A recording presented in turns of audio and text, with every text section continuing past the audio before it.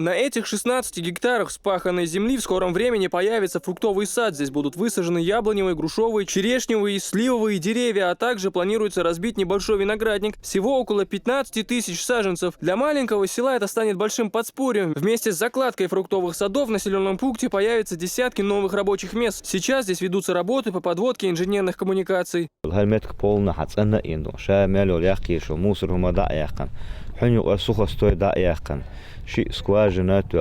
Более 15 тысяч саженцев.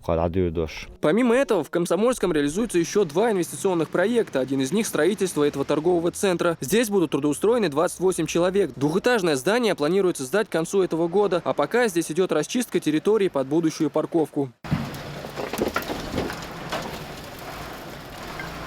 В Грозинском районе сложились благоприятные природные условия для земледелия и животноводства. Плодородные почвы и обилие тепла позволяют возделывать самые различные сельскохозяйственные культуры. Инвестор выкупил часть этих земель и решил сдавать их в аренду фермерам. В перспективе открытие еще нескольких объектов. С 2017 года животноводческий комплекс Ирёлшу на 200 коров дойных и 100 бычков.